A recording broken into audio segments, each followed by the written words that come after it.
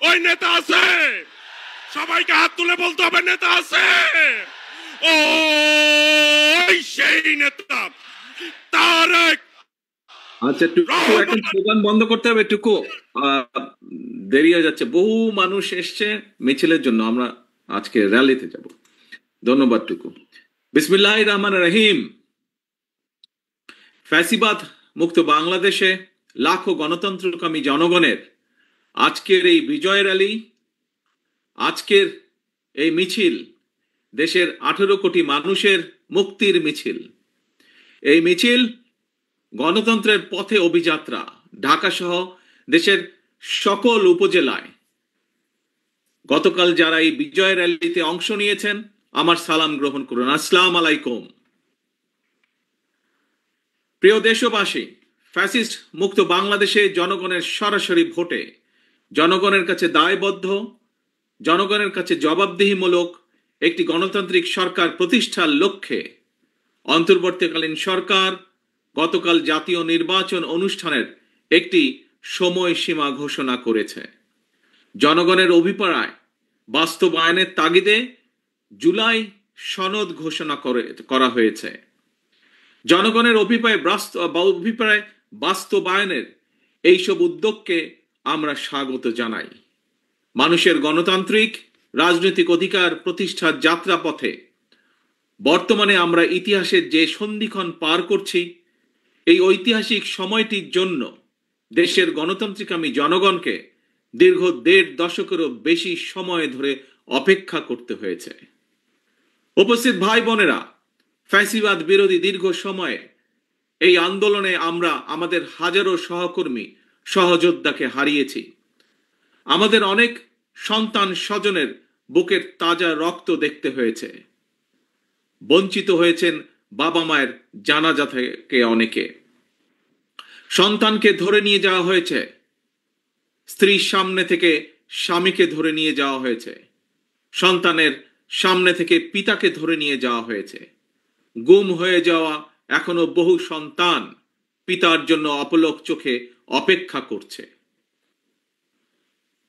প্রিয় ভাই বোনেরা, ফ্যাসিবাদ বিরোধী আন্দোলনের সময় বিএনপি সহ বিরোধী দল এবং মতের নেতাকর্মী সমর্থকদের বিরুদ্ধে লক্ষ লক্ষ মিথ্যে এবং রাজনৈতিক উদ্দেশ্য প্রণোদিত মামলা দেওয়া হয়েছে।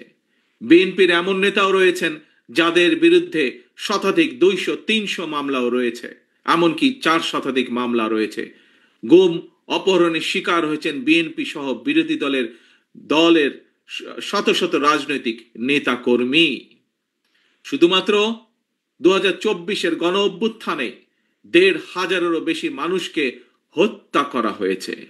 খুনিদের বন্দুকের নল থেকে মায়ের কোলে থাকা 4 বছরের শিশুও রেহাই পায়নি। ক্ষমতালোভী ফ্যাসিস্টের কারণে আমাদের অনেক সাহসী সেনা কর্মকর্তাদের হত্যাযজ্ঞের শিকার হতে হয়েছে। বিডিআরের নাম পর্যন্ত পাল্টে দেওয়া হয়েছে, ভেঙে দেওয়া হয়েছে আইন শৃঙ্খলা রক্ষাকারী বাহিনী পুলিশের মনোবল। প্রিয় দেশবাসী, পতিত পরাজিত পলাতক স্বৈরাচারের আমলে দেশে অন্ধকারের রাজত্ব কায়েম করা হয়েছিল। সুতরাং আমি বলবো, আজকের এই মিছিল অন্ধকার থেকে বেরিয়ে আলোর পথে যাত্রা। তবে প্রিয় ভাই বোনেরা, প্রিয় দেশবাসী, তবে এ যাত্রা কিন্তু খুব সহজ নয়। ফ্যাসিবাদ, উগ্রবাদ, চরমপন্থা যাতে আলোর পথে অন্ধকারের রেখা টেনে দিতে না পারে, এই ব্যাপারে গণতান্ত্রিকামী জনগণকে, গণতান্ত্রিকামী বাংলাদেশের প্রতিটি ভাই বোনকে আমি সদা সতর্ক থাকার আহ্বান জানাই। প্রিয় ভাই বোনেরা, বর্তমানে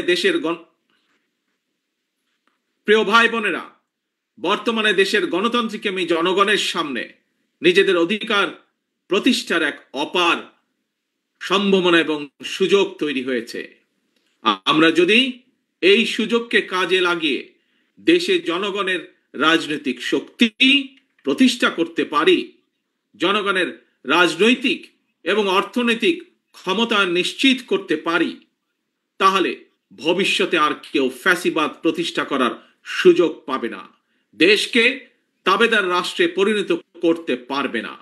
আমাদের ভাই বোন সন্তান স্বজনদের জীবনের বিনিময় আমাদেরকে আর কখনো 2024-এর মতন 24 দেখতে, রক্তাক্ত 24 দেখতে হবে না। আমি ধর্ম বর্ণ নির্বিশেষে প্রতিটি নাগরিকের দৃষ্টি আকর্ষণ করে বলতে চাই, আপনার নিজের অধিকার প্রতিষ্ঠা করার জন্য, আপনার পরিবারের নিরাপত্তা নিশ্চিত করার জন্য, বর্তমান এবং ভবিষ্যৎ প্রজন্মের সামনে একটি নিরাপদ বাংলাদেশ প্রতিষ্ঠার জন্য একজন নাগরিক হিসাবে আপনার সিদ্ধান্ত নেবার সময় এসেছে। প্রিয় ভাই বোনেরা,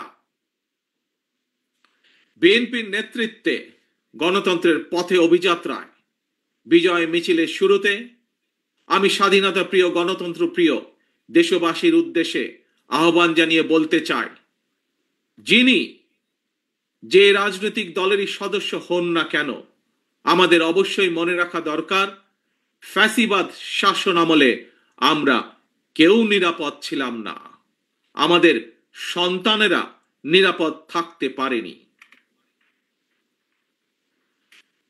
প্রিয় ভাই বোনেরা, প্রিয় দেশবাসী, বিএনপির নেতৃত্বে গণতন্ত্রের অভিযাত্রায় বিজয়ের শুরুতে আমি স্বাধীনতা প্রিয়, গণতন্ত্র প্রিয় দেশবাসীর উদ্দেশ্যে আহ্বান জানিয়ে বলতে চাই, যিনি যেই দলেরই সদস্য, রাজনৈতিক দলেরই সদস্য হন না কেন, আমাদের অবশ্যই সকলের একটি কথা মনে রাখা দরকার, ফ্যাসিবাদ শাসন আমলে আমরা কেউই নিরাপদ ছিলাম না, আমাদের সন্তানেরা কেউ নিরাপদ থাকতে পারেনি, আমাদের ভোটের অধিকার কেড়ে নেওয়া হয়েছিল, আমাদের সকল গণতান্ত্রিক রাজনৈতিক অধিকার কেড়ে নিয়ে গণতান্ত্রিক আমি জনগণের জন্য সমগ্র সারা বাংলাদেশটাকেই বর্বর বন্দিখানা, আয়নাঘর বানিয়ে ফেলা হয়েছিল।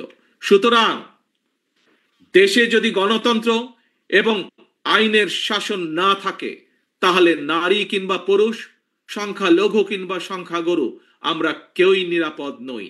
একমাত্র গণতন্ত্র এবং আইনের শাসনই জনগণের নিরাপত্তা নিশ্চিত করতে পারে।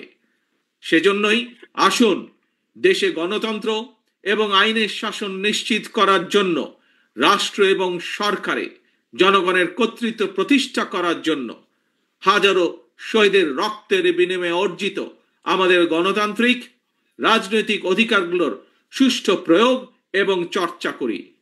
প্রিয় ভাই বোনেরা, প্রিয় রাজনৈতিক দলের সদস্যবৃন্দ, বিভিন্ন ইস্যুতে আমাদের মধ্যে ভিন্ন ভিন্ন মতভেদ থাকবে, কিন্তু সেই ভিন্ন মত নিরসনে আলোচনা হবে।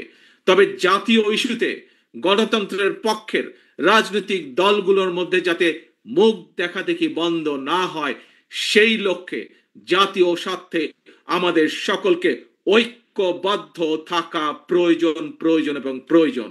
কারণ আমি বিশ্বাস করি জাতীয় স্বার্থে আমাদের সকলকে ঐক্যবদ্ধ থাকা প্রয়োজন। কারণ আমি বিশ্বাস করি ধর্ম, দর্শন, মত যার যার, রাষ্ট্র আমাদের সবার।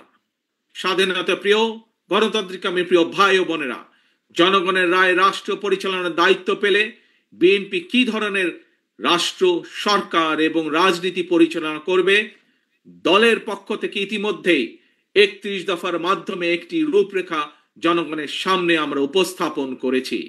একই সঙ্গে অন্তর্বর্তীকালীন সরকার সকল গণতান্ত্রিক রাজনৈতিক দলগুলোর সাথে পরামর্শ করে সংস্কার প্রস্তাব চূড়ান্ত করেছে।